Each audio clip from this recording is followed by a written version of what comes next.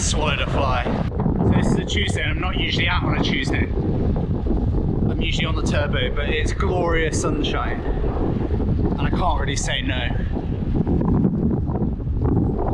How could you stay indoors when it's like this?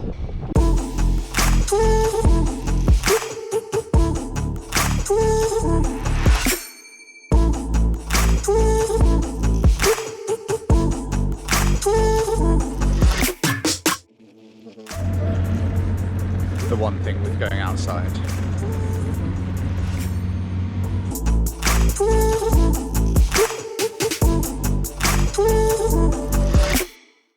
Before we get going, seeing as you're here, it would mean a lot to me if you'd support the channel by just liking the video. You're here anyway, you might as well do it. Just click like and subscribe if you're getting value out of these videos.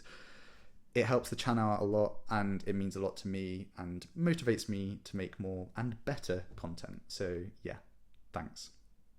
So this week we just saw the Super League Triathlon Arena Games in Rotterdam, and it was actually really interesting to see how different people raced the races. And yes, I still think that the best person won overall, but it was interesting to see how they did it in comparison to everyone else. So let's take a look at two different types of athletes winning the male and the female races.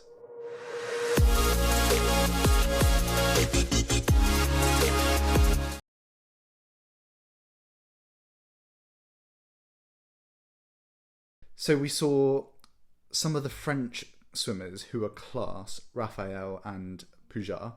They swam the first 200 meters in about 2:02, so 2 minutes 2 seconds, in a long course pool, which is pretty rapid. Like, I'd have to be going pretty hard, almost flat out, to be able to do that in a race. So what was interesting is that Van Riel was quite a way behind them coming into the finish, maybe like 4 or 5 seconds. However, come the other rounds, he was up with them. He was able to hold them off. And the reason is that the further you go into the race, the more you rely on your threshold. So swimmers notoriously have a relatively high VO2 or anaerobic capacity within the pool, and that's because they train it all the time. It's just what they do. So what's now happened is that the swimmers have gone out probably relatively conservative, but they have quite a high anaerobic ability, that high capacity. So they're able to use some of that in that first 200 without maybe realizing it and going a little bit over their threshold and not able to sustain it come the later rounds. So in the later rounds, when they've used that anaerobic top up from both the first swim and the bike and the run from the previous round, then they're not able to swim as fast or anywhere near as fast. Whereas if you look at Van Riel, his times were very, very similar, like throughout the whole thing. Each round for him was within a few seconds. So the swimmers might have a higher threshold than Van Riel does in the pool. When you add that to the bike and the run, then if you haven't been able to recover from that bike run from the previous round because the rest is relatively short, you're then having to swim under threshold from then on, whereas Van Riel was able to just churn out threshold for the whole time, or probably just a little bit over. Whereas on the women's side of things, it was a completely different race. So we've got Van Riel, who's probably more of an aerobic athlete, whereas Sophie, on the other hand, is a far more anaerobic athlete.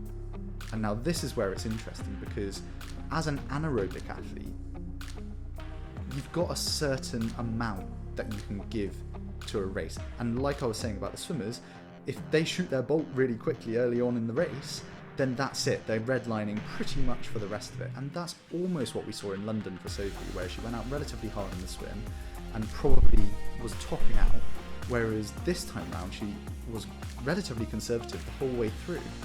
So it's that ability to understand yourself, understand your ability, and then produce that. I can definitely relate to that. I'm an anaerobic athlete, relatively conditioned now, but anaerobic nonetheless. So I could go and swim a 2:02 in the pool. I have that ability, but then would I be able to bike and run off the back of that? Would I then be able to do another 2 rounds? Probably not. Not very well, at least, let's put it that way. So that is where Sophie understood that and learned that maybe from London and was able to be really controlled throughout the race, be conservative on the swims, because she's a very good swimmer. She was able to kind of probably go below threshold. And then what we saw is right at the end, she shot her bolt, so to speak. She was able to hold off Beth Potter, who's an unbelievable runner, as we know, broke the 5K world record, and outrun her right at the end. And yes, okay, we don't know the training scenarios of each of these athletes, what form they've come into the races, etc., etc.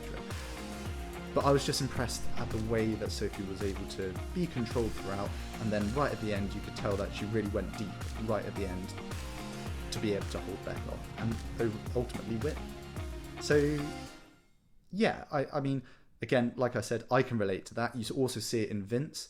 He's relatively conservative throughout a whole triathlon, and then right at the end he's got that ability to really use that anaerobic capacity to sprint for the line. He's obviously unbelievably conditioned as well, which is why he's able to be the world champion.